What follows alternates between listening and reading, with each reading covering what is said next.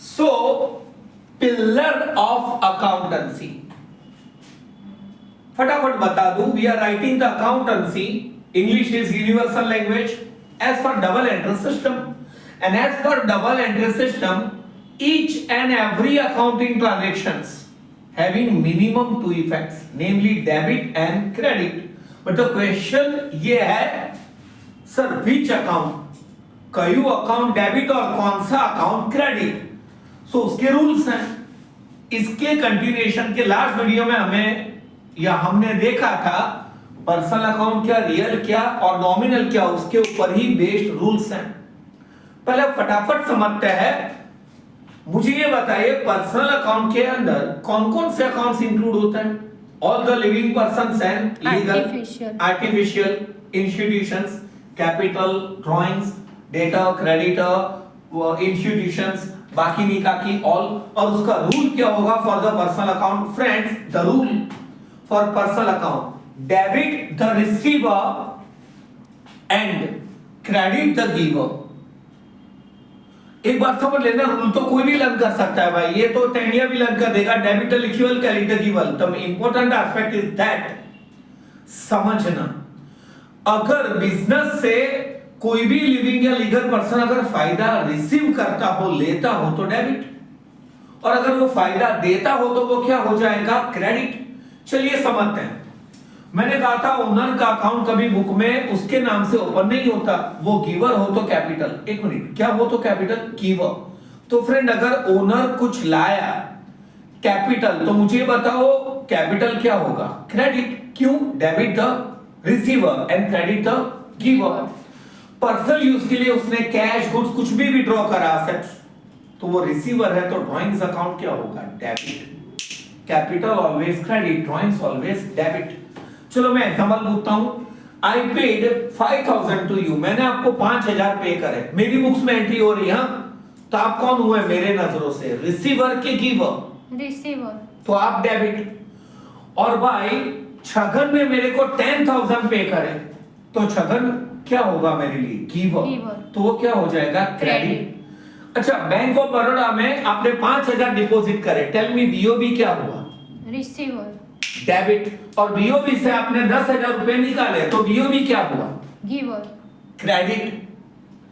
Purchase goods of 1 lakh from Sheetal store, Sheetal store से आपने 1 लाख के गुड्स खरीदे, आपको फंडा पता है कि नाम दिया हो और कुछ नहीं कहा हो, तो वो क्रेडिट ट्रांजैक्शन है। तो शीतल स्टोर रिसीवर हुए या गिवर? गिवर। तो शीतल स्टोर क्रेडिट। और मैंने शीतल स्टोर को गुड्स उधार सोल्ड करे, तो वो कौन हो गया यार? रिसीवर। तो फिर वो क्या हो जाएगा? डेबिट। दैट्स इट, इतना ही है। और उल्टा, गुड्स मैंने परचेज करे तो डेफिनेटली उधार में तो वो गिवर है, लेकिन वो परचेज रिटर्न करूं तो वो कौन हो जाएगा? रिसीवर। वाइस वर्सा, सेल्स और सेल्फ रिटर्न में भी उल्टा फंडा। इतना आ जाए तो आपको वर्ल्ड के अंदर कोई भी ऐसा ही होता है ना, और रिसीवेबल हमेशा डेबिट। मुझे आपसे कुछ लेना है तो डेबिट, मुझे आपको कुछ देना है तो वो क्रेडिट। और एक आखिरी बात यार, मैंने लोन ली आपसे, तो आप कौन हो? गिवर। और मैंने आपको लोन दी, लैंड करा, तो फिर आप कौन है? Receiver. Debit the receiver and credit the giver. कोई भी लिविंग या लीगल पर्सन हो, रिसीवर हो तो डेबिट, गिवर हो तो क्रेडिट। फंडे में कोई डाउट? और यही रूटीन, एक मिनट, बिजनेस के अंदर यही तो ट्रांजैक्शन होते हैं।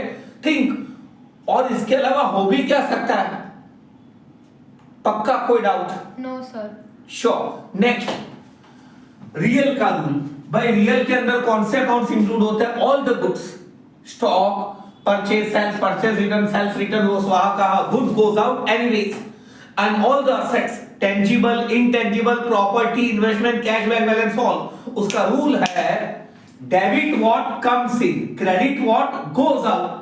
समझते हैं फ्रेंड, गुड्स या असेट्स कम्स इन का मतलब इंक्रीज, मतलब आए और बढ़े तो डेबिट, जाए और घटे तो क्या हो जाएगा? क्रेडिट।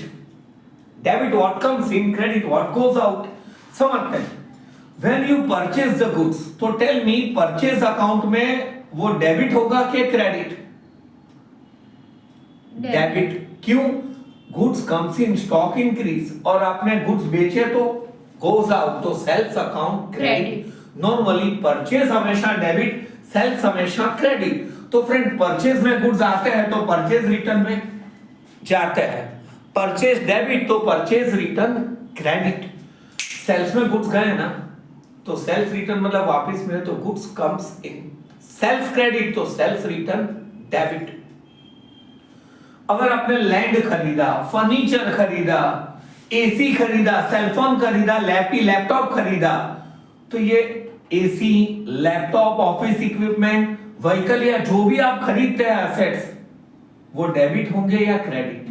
डेबिट, क्योंकि वो आए एसेट्स इंक्रीज। लेकिन आपने फर्नीचर सोल्ड करा, ओल्ड व्हीकल सोल्ड करा, लैंड या प्रॉपर्टी सोल्ड करी या कंपनी के शेयर सोल्ड करे, इन्वेस्टमेंट एसेट्स, तो फ्रेंड गए और डिक्रीज तो वो क्या हो जाएगा? Credit.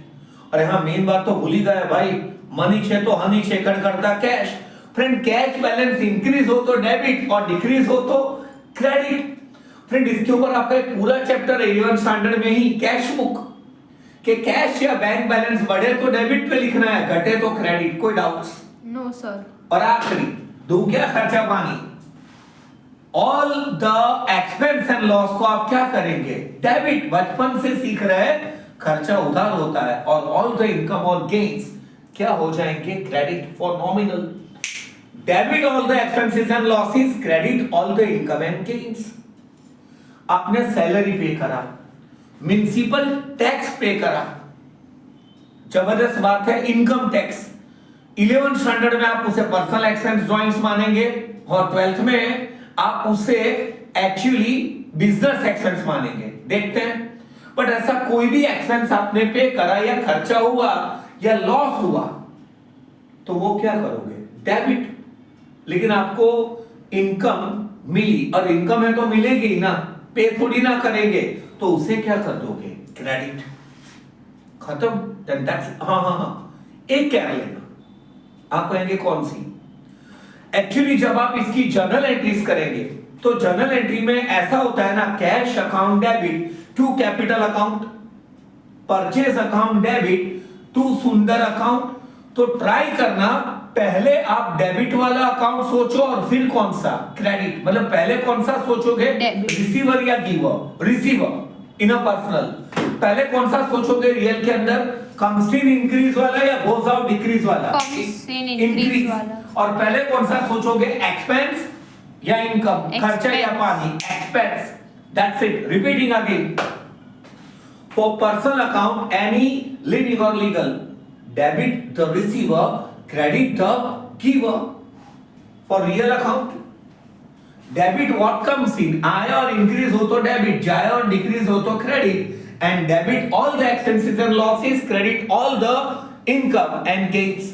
These are the fundas. Thank you friends.